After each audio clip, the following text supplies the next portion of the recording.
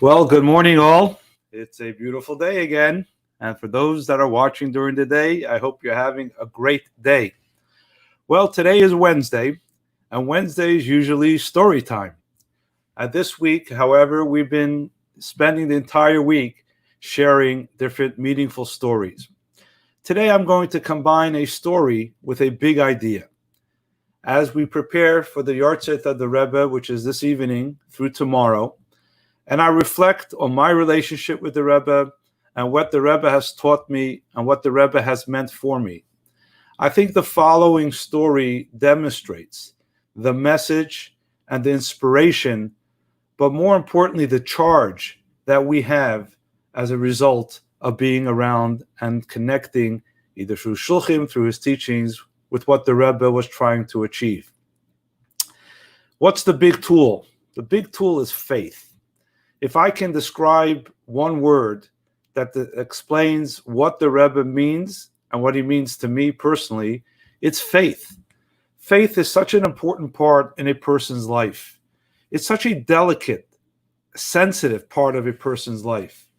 And unfortunately, in typical Jewish upbringing, the idea of faith is a little bit abused. And when we abuse somebody's faith, it's very hard for them to regain.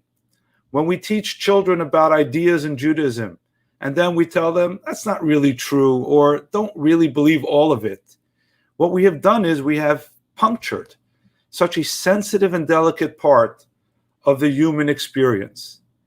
Because faith is not a crutch.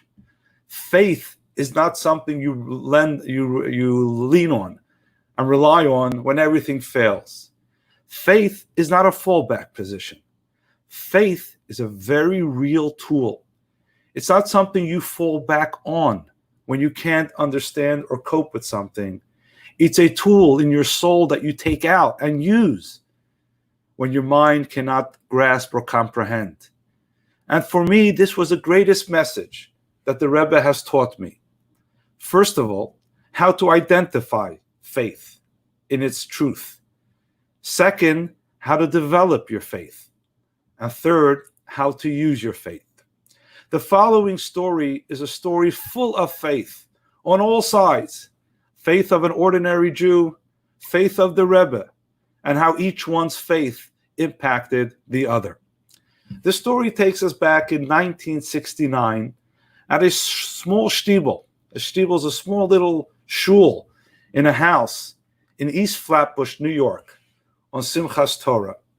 It was a tradition throughout all the years that Chabad Hasidim, Lubavitch Hasidim, who were centered in Crown Heights, would go and take a little parade to neighboring synagogues and neighboring communities to be able to share and participate in the joy of those particular synagogues, especially on Simchas Torah. There would be little groups of Hasidim that would walk to different synagogues. This was one of those nights on Simchas Torah in 1969. A Chassid, a Lubavitch Chassid, went from the shul in 770 Eastern Parkway in Crown Heights. It's about probably a 20-minute walk to East Flatbush, to this small synagogue. And he was dancing. He was so exuberant. He was so uplifting. Everybody around him was infected by this joy. It was so contagious. In fact, there was a little boy in that synagogue who's 14 years old and says, "Wow, how could the man be so happy?" He was so amazed by the joy that was coming out of this person's heart. And he said it, that child said aloud, "How could this guy be so happy?" Well, his father was standing right next to him. And he said, "Son, let me tell you, this man is happy." I said, "What do you mean happy?" The kid said, "He's the happiest person in the world. I've never seen somebody so happy." And the father turns to the son again and says, "Son, do you know that just 6 days ago, this man lost his wife?" 6 days ago, he lost his wife? And the child looks and says, "But how could he be so happy? How could he possibly dance like that if he lost his wife?" And the dad turns to him and says, "Because today is Simchas Torah. And on Simchas Torah, there's a mitzvah to dance, to be happy. And this is what a Jew does. This is what a real chassid does. If now is the time to be happy, you are happy. Child looks at him, says, what does that mean? He says, because happiness is not the result of something. Happiness is a tool. And Simchas Torah offers this man, this Jew, the tool to break out of the sadness and be as happy as he can be. And the child is listening, and he sees in his life a man of faith, a man of whose faith is able to lift him up in the darkest of moments. But the story doesn't end there. After the Hasidim would dance and participate in the Hakafot and the Simchas Torah celebrations in these local synagogues, they would all come back to 770 to the shul of the Rebbe. And the Rebbe would wait for them to all come back so they could begin their own Simchat Torah celebration, which is a story in its own, the Rebbe's Simchas Torah celebration. So the Rebbe would have a farbrengen. He would talk to his chassidim, and slowly everybody would filter back in, and by midnight, 1 o'clock, he would conclude his talk and his farbrengen, which I'll explain in a moment, and they would go and begin their own Simchat Torah celebration. Now, the way a farbrengen works was the Rebbe would sit at the head table, and thousands of chassidim would be gathered around listening to his talks. He would talk for about 25 minutes, 30 minutes, maybe a little longer. Then they would take a break. People would say l'chaim with a little glass of wine, and they would sing a song, a nigun. They would sing a nigun, as we mentioned last night. A nigun is a very powerful experience, a tune, a melody, to be able to absorb the message, and then they would continue. So slowly people are coming back to this pre-Simchas Torah celebration in Crown Heights 770 farbrengen, and the Rebbe is talking, and they punctuate the talks with singing. Now this individual who lost his wife, his name was Rabbi Hirsch Gansberg. And he was actually the one that was in charge of starting the songs in between the Rebbe's talks. But while he was gone and his shul, somebody else filled in.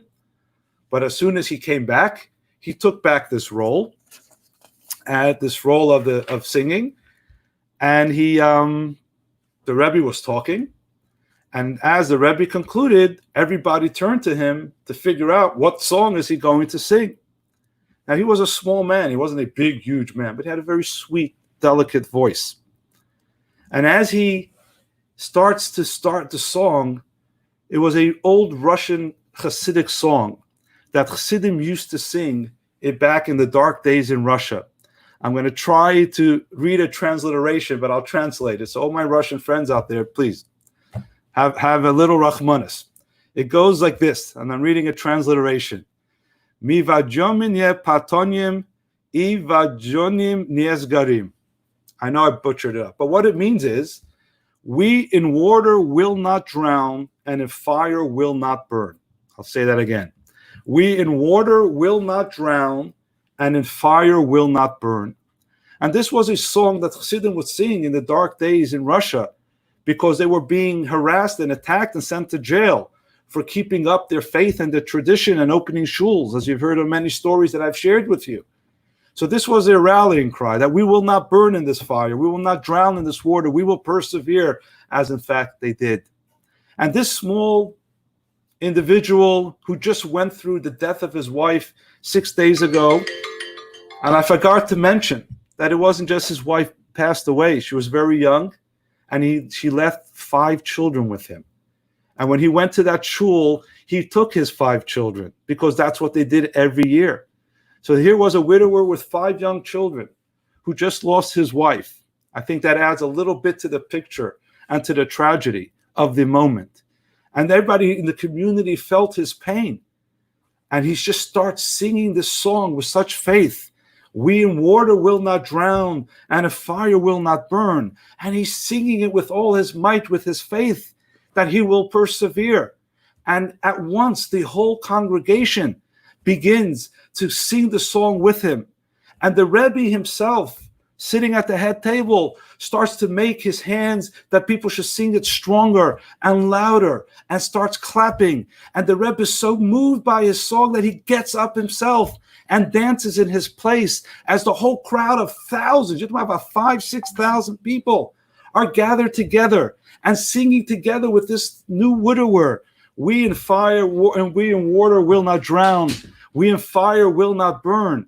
And imagine this ecstasy that was taking place, how this man of faith moved the thousands of chassidim, and the Rebbe himself so moved and so inspired. In fact, they say those who were at the Rebbe's Farbrengens all these years never saw the Rebbe dance with such exuberance, never saw the Rebbe with such joy. And each one in this room is feeding off each other. Because that is faith. Faith is the tool. Faith is the spiritual nerve that allows us to function in a proper way. The Rebbe was a shepherd of faith. What the Rebbe taught us was how to find that faith, cultivate that faith, use that faith. But a man of faith knows that there's always room to grow. A man of faith knows that they are never completed.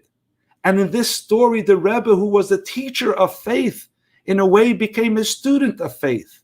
That is true greatness. That is true faith. That is something we can all aspire to. On the one hand, to be able to project, or first to experience faith, to project faith, but also to learn faith, to learn from everyone. Because when you connect on that level of the soul, it's not you, me, or the other. We are in fact all one. Not all one just with each other, but one with our Creator. And when we're one with our Creator, we're one with that feeling of oneness that gives you the strength, gives you the power, gives you the ability to elevate yourself into a different vantage point so that things don't become less painful, but become very meaningful. Indeed, a big idea. Indeed, a very powerful story. But most importantly, I hope, a very powerful message. As we reflect on the greatness of these days, the day of a yahrzeit is not just a day in which we recall a departed soul. The day of a yahrzeit is where we draw energy and connection to the soul that had departed on that day. And as we reflect on the soul and the life and the teaching and the impact of the Rebbe, let's be inspired in our own faith to find it, develop it, and use it. My dear friends, have a wonderful day. I'll see you tomorrow, 8:30, right here.